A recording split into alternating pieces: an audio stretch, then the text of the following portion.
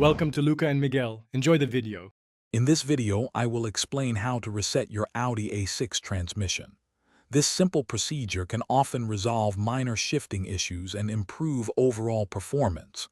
We'll cover the steps to clear the transmission's learned adaptations, which can sometimes cause rough shifts or hesitation.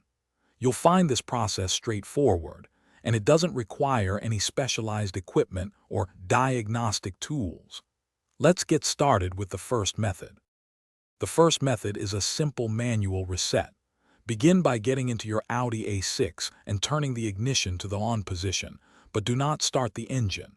Next, press the accelerator pedal all the way to the floor and hold it there for at least 10 seconds. After 10 seconds, release the pedal and turn the ignition completely off. Wait for a minimum of 5 minutes before starting your car again. This allows the system to fully reset.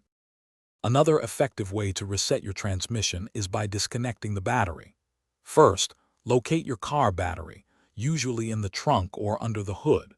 Using a wrench, carefully disconnect the negative battery terminal.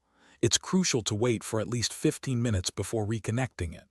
This ensures all residual power is drained, clearing the transmission's learned adaptations.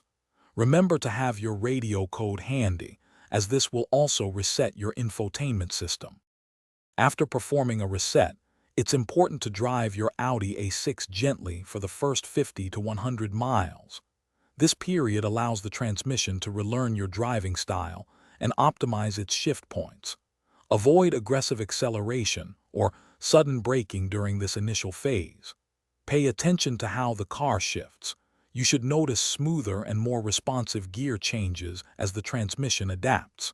Enjoy your refreshed driving experience. Thanks for watching and please subscribe. It's the best investment you'll ever make.